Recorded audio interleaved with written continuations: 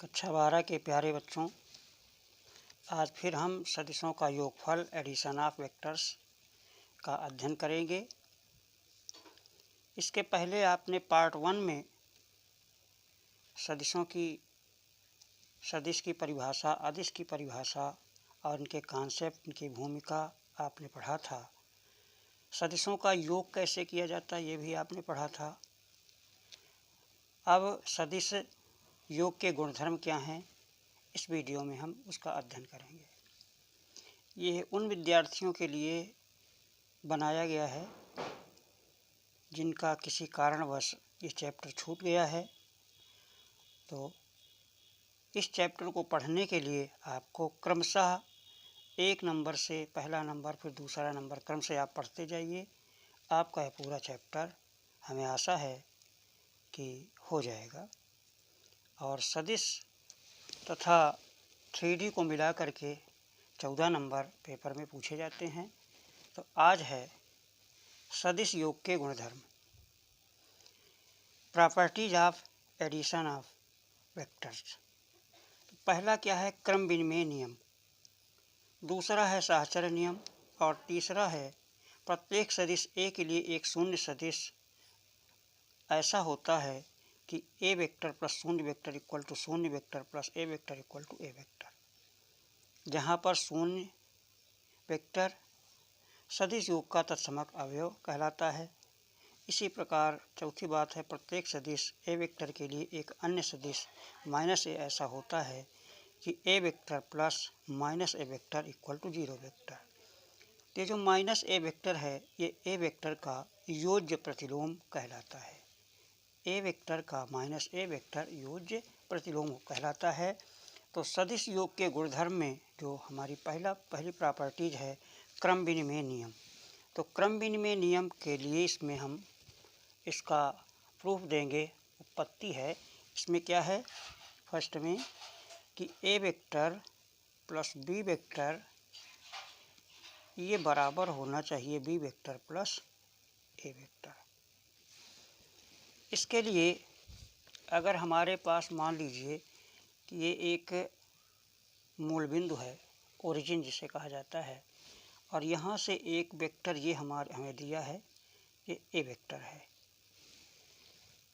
और इसका निरूपण यहाँ पे इसे ओ ए से लिखा है। फिर इसी ए वेक्टर पर एक वेक्टर, क्योंकि दो वेक्टर हैं ए वेक्टर तथा बी वेक्टर, हमने दूसरा वेक्टर ये ए बी वेक्टर मान लिया। ये हमारा हुआ ए बी वेक्टर, ये बी वेक्टर हो गया ए बी वेक्टर। इधर ओ ए वेक्टर है और इधर ए बी वेक्टर। तो इसके प्रूफ में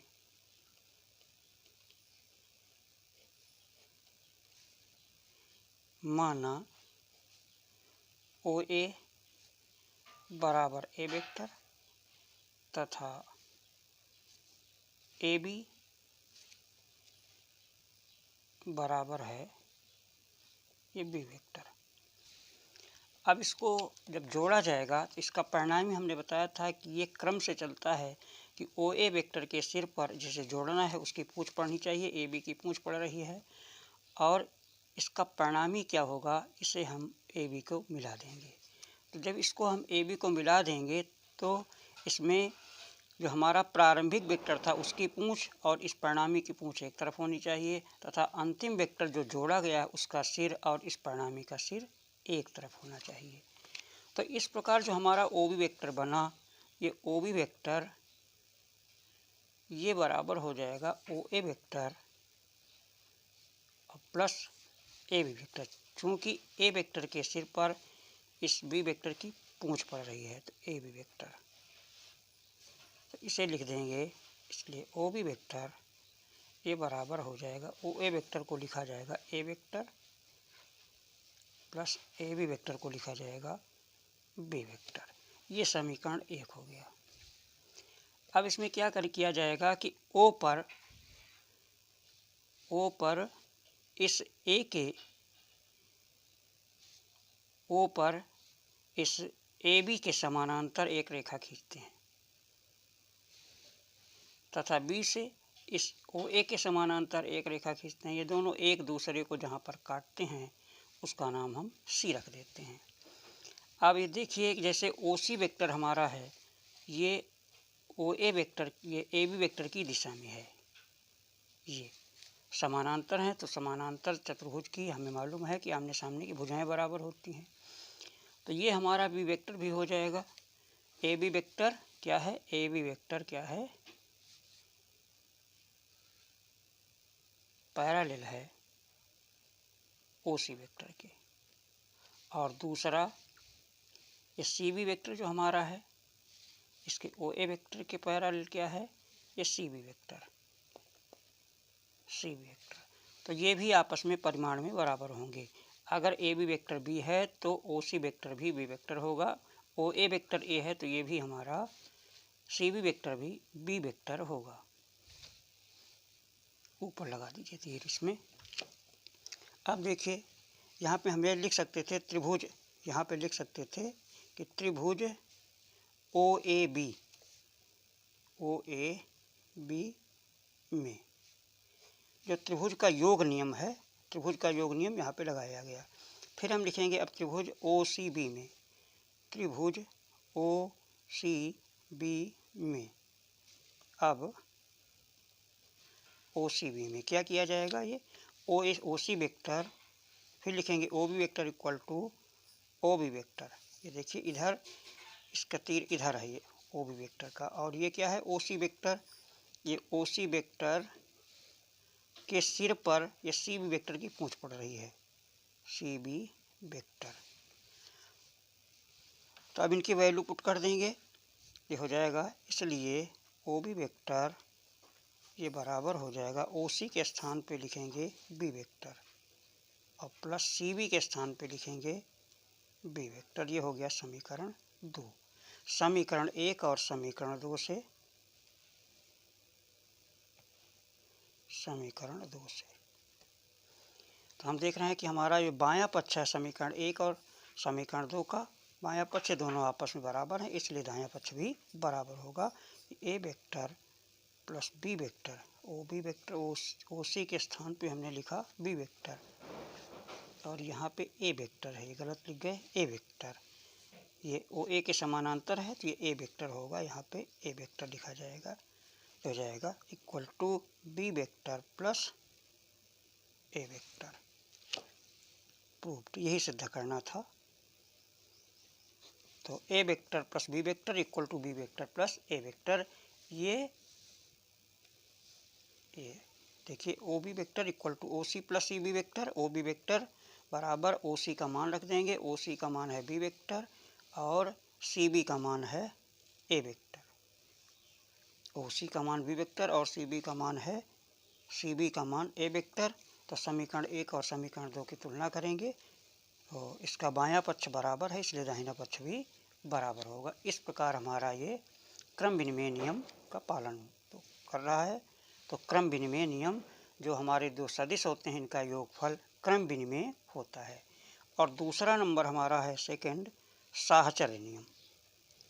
साहचर्य नियम, साहचर्य नियम, साहचर्य नियम में क्या होता है कि साहचर्य नियम में ये होता है कि ए वेक्टर, अगर 3 वेक्टर हमारे पास हैं, ए वेक्टर बी वेक्टर और सी वेक्टर, ये 3 वेक्टर मान लीजिए हैं, ए वेक्टर माना ए वेक्टर माना 3, ए वेक्टर बी वेक्टर व सी वेक्टर कुछ इस प्रकार हैं, इस प्रकार हैं। ये देखिए हमने एक लिया, ये ओ ए वेक्टर, यहाँ पे ओ ए वेक्टर लिया, ये हो गया ओ A vector, O A vector, इसको लिख दिया, ये है ए वेक्टर हो गया। और दूसरा इसी पर ये ए बी वेक्टर, ये हो गया, इसे हम बी वेक्टर हमने लिख दिया, ये बी वेक्टर हो गया। और यहाँ पे आ गया हमारा ये सी, ये हमारा सी वेक्टर हो गया। तो हमने इसको मूल बिंदु ओ से मिला दिया, इस सी को, ये सी को। और रचना में क्या किया, फिर इसको हमने ओ बी को भी मिला दिया और इधर सी ए को मिला दिया। अब इस प्रकार देखिए कि तीन वेक्टर यहाँ पे हमने क्या लिखा था कि ओ ए वेक्टर ये बराबर ए वेक्टर था, ए बी वेक्टर ये बराबर बी वेक्टर था एंड बी सी वेक्टर ये बराबर था सी वेक्टर था। तो अब हम निकालेंगे ओ बी वेक्टर। तो ओ बी वेक्टर हमारा क्या होगा, ओ बी वेक्टर ये is equal to O A plus A B, O A plus A B, O A और प्लस ए बी हो जाएगा। तो ओ ए के स्थान पे क्या लिखा जाएगा, ओ ए के स्थान पे ए वेक्टर आ जाएगा और ए बी के स्थान पे प्लस बी वेक्टर। इसमें भी त्रिभुज योग नियम लगेगा। त्रिभुज ओ ए बी में, त्रिभुज ओ ए बी में देखिए ये दोनों एक तरफ हैं और ये परिणामी विपरीत होना चाहिए, इसकी दिशा विपरीत होनी चाहिए। ये हो गया ओ बी वेक्टर। अब पुनः दोबारा हमने त्रिभुज लिया, इसमें ये एक तो हो गया हमारा ओ ए बी में, इसको निकाल लिया। दोबारा फिर निकालेंगे हम ये, इसमें है ओ सी वेक्टर, दोबारा निकालेंगे ये ओ सी वेक्टर। तो ओ सी वेक्टर, जब ओ सी वेक्टर निकालेंगे तो अब त्रिभुज लेंगे ओ बी सी में, ओ बी सी में ओ सी वेक्टर बराबर हो जाएगा ओ बी वेक्टर और प्लस बी सी वेक्टर। अब इसकी वैल्यू पुट कर देंगे तो this equal to O B vector के स्थान पे कितना लिखा जाएगा, A vector plus B vector, A vector plus B vector. और फिर हमारा बी सी वेक्टर कितना है, ये सी वेक्टर है ये। और साहचर्य नियम में हमें सिद्ध क्या करना है, हमें सिद्ध करना है कि A vector plus B vector plus इसको एक साथ प्लस सी वेक्टर अलग कर दीजिए, बराबर लिख दीजिए ए वेक्टर और plus B vector plus C vector. इस प्रकार हमें ये प्रूव करके लाना है इसको। तो एक ही हमारा समीकरण प्राप्त हो गया। अब इसी प्रकार लेंगे हम त्रिभुज ए बी सी में, ए बी सी में, त्रिभुज ए बी सी में जब त्रिभुज ए बी सी लेंगे तो इसमें क्या हो जाएगा, ए सी वेक्टर ये बराबर हो जाएगा A B vector plus B C vector. ये दोनों की इधर तीर जा रहा है, इसका विपरीत जाएगा तो हो जाएगा ए बी वेक्टर और प्लस बी सी वेक्टर। तो ए बी वेक्टर के स्थान पे क्या लिखा जाएगा, ए बी वेक्टर के स्थान पे बी वेक्टर और प्लस बी सी वेक्टर के स्थान पे सी वेक्टर हो जाएगा। फिर अब निकालेंगे जब हमें ये ए सी वेक्टर प्राप्त हो गया इस प्रकार, तो अब हम त्रिभुज लेंगे ओ ए सी में, त्रिभुज ओ ए सी में। इसमें क्या होगा, फिर हम निकालेंगे ओ C vector, O C vector.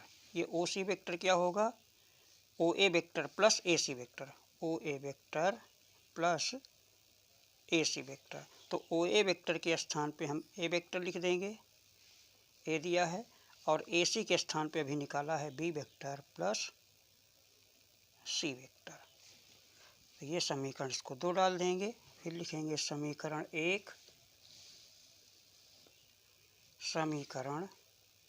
1 व समीकरण 2 से। इसमें भी ओ सी वेक्टर ये यहाँ पे है और इसमें भी ओ सी वेक्टर है। समीकरण 1 और 2 का बायां पक्ष बराबर है तो दाहिना भी बराबर होगा। A vector plus B vector अब प्लस ये हो जाएगा सी वेक्टर बराबर ये ए वेक्टर और प्लस बी वेक्टर एक ब्रैकेट में प्लस सी वेक्टर।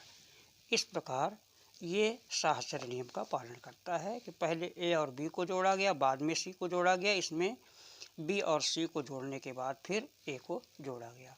ये साहचर्य नियम है।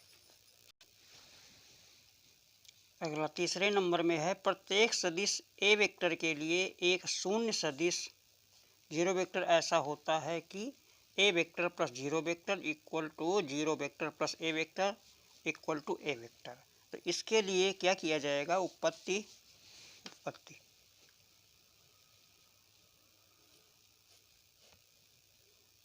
माना ओ कोई बिंदु है, ओ कोई, हमने मान लिया कि ओ कोई बिंदु है तथा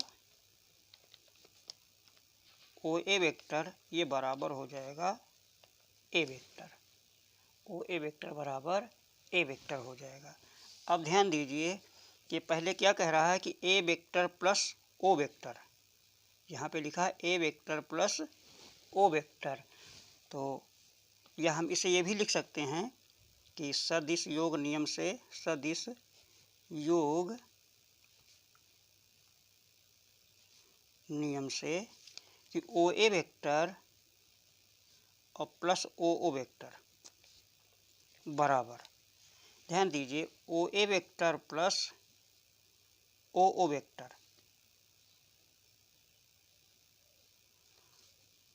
तो ये बराबर क्या हो जाएगा, ओ A vector plus, O A vector के स्थान पे क्या लिखा जाएगा, ए वेक्टर, और प्लस ओ वेक्टर के स्थान पे जीरो वेक्टर लिखा जाएगा।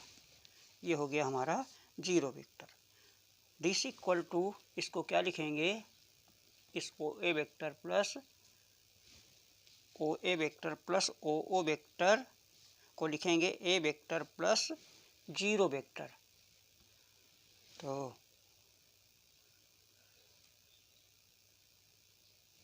एक मिनट,